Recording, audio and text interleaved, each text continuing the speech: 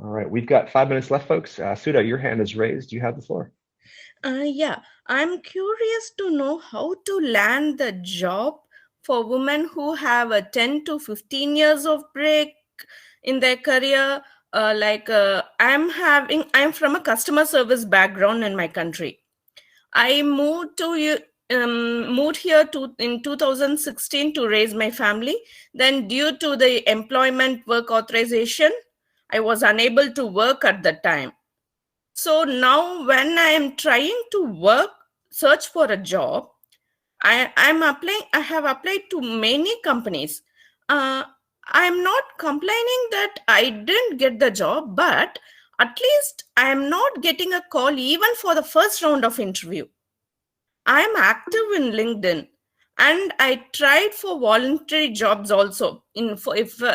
If I try to apply for voluntary, they are telling we cannot give you a voluntary job because you don't have enough experience. If all the companies are telling the same thing, I'm really puzzled how this is going to work. It's not me, means it's not only me. Lots and lots of immigrant ladies, especially from India, they want to land a job here, they want to enter the Salesforce, but we don't know how to do that. We are active in LinkedIn, we are taking our certifications, we are trying to build the apps, but still we are not getting any response. If we get a chance, then only we'll be able to prove ourselves, but we are denied the chance. I can see many articles stating that lot of companies need employees, and if they give offer to the employees, those candidates are rejecting because of very less pay, this that. But for persons who don't have that much experience, no one is coming forward to give an opportunity. If we are not given any opportunity, then how we'll be able to prove ourselves? How many apps we should do? How many certifications we should do? How many badges we should complete in the Trailhead? That doesn't make any sense. Everyone should be given an opportunity. That's what I feel. Even for all of you, if anyone can answer, if you didn't get that first opportunity, what would you be doing now? Yeah, no, so Sudha, that's a great question. And I want to allow time for folks to respond before we wrap up, because I see that I'm sure Teri has a response. Kelly's got her hand raised. Elio's got his hand raised. There's somebody else as well. So let's jump on that right away so we can provide some feedback to that. Teri, do you want to lead us off? Yeah, wow. Wow. All I can say is yes. Yes, yes, and yes. Like I get it. I hear you.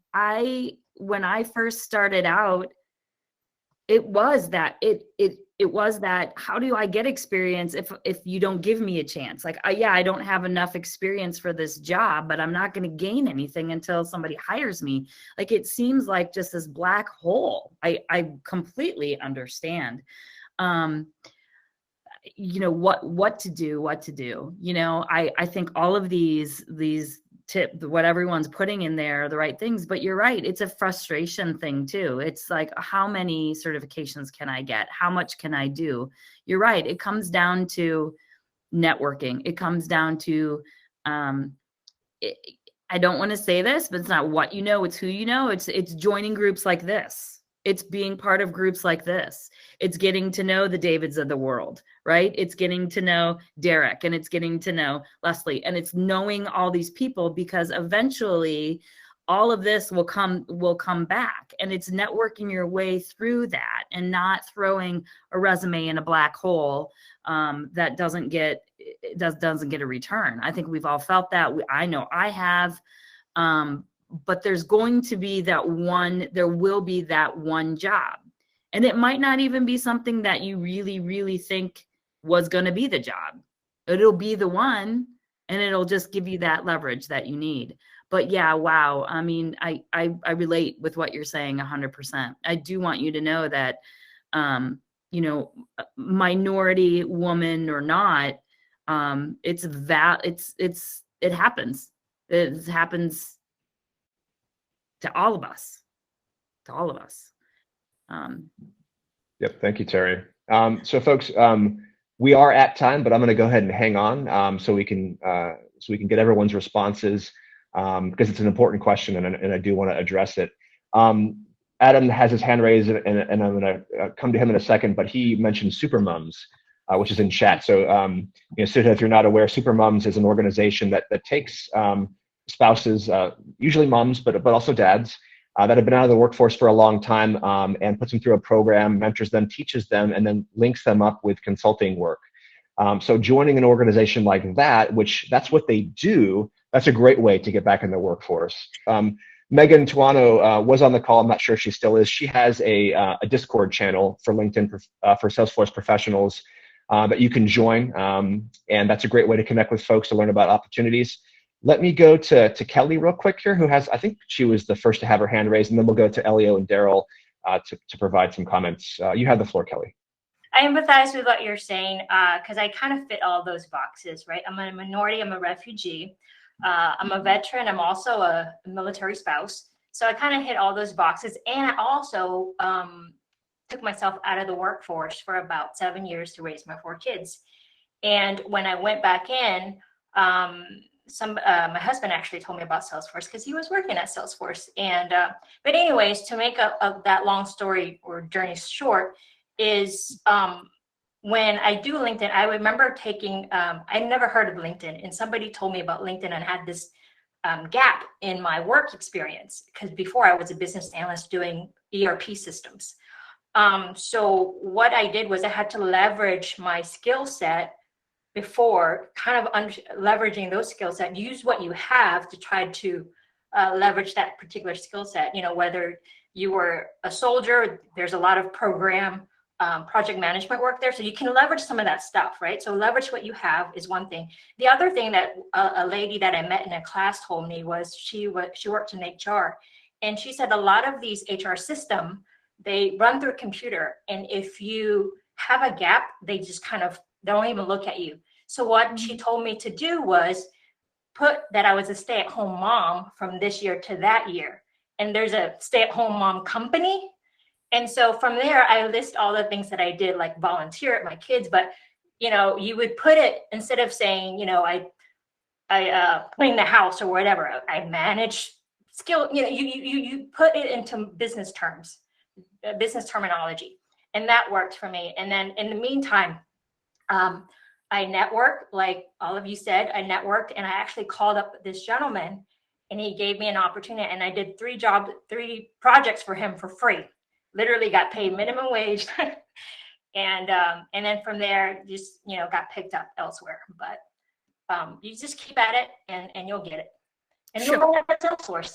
Here I am. So those are great points, Kelle. And especially about covering your gap with the time that you were at home as a stay-at-home mom. It absolutely is a job. There's a lot of skills and a lot of activities that you're doing to keep that family together. So not only will the ATS, not kick you out, but also, it should impress the recruiter as well that you're able to do all those things. So we got a couple more folks with hands raised, and then we will go ahead and close it out. I think Darryl, you were next. Did you have a comment? Yes, I did. I just wanted to back up what Teri was saying. Sudha, I'm in a similar situation where I have a certification, an admin certification in Salesforce. I'm coming from a military background. I've had 3 interviews, first interviews, and none of them came from LinkedIn. Where they came from was one came from a Facebook group that I think is run by Talent Stacker, where someone was requesting a Salesforce admin, and they put the qualifications on there. I immediately messaged the person with a background. I didn't write interested, period. I messaged them with my background, offered to send my resume. I did that interview last year. I wasn't selected because of lack of experience, but that individual who runs a Salesforce consultancy called me this year for a volunteer position. And then the other 2 interviews I got were from, one was from a Salesforce community group, and the other one was actually from here.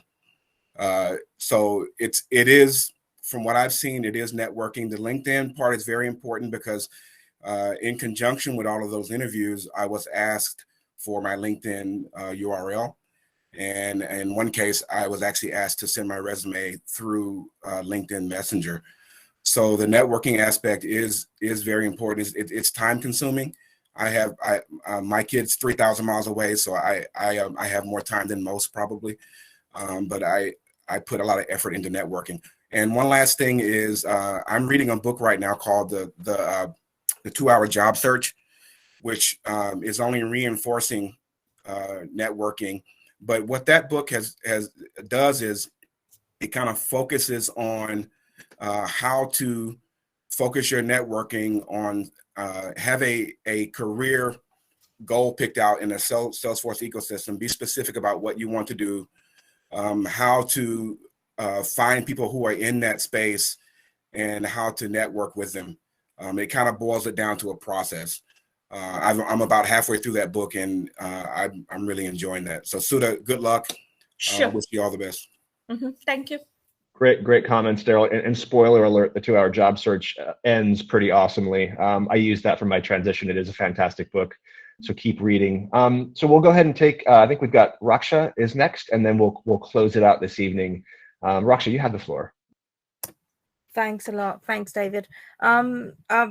I'm from London, but I will say to you so that, it's the same problem. Everybody says it. I said it, same thing in 2020 and Dreamforce directly.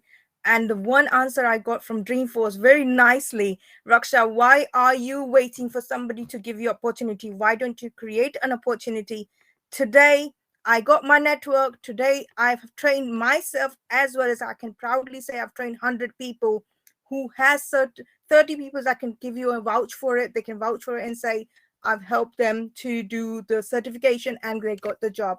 But you need to work hard for it. You need to do your network. Trust me, network is a net worth. We say that all the time, but this is the best way of going forward. I'm not a military person, but I love communicating with them because what you learn out of them is a principle, disciplinary, and discipline always takes you forward. I hope that answers your question, Sudha. Yeah, sure, Raksha. Thank you.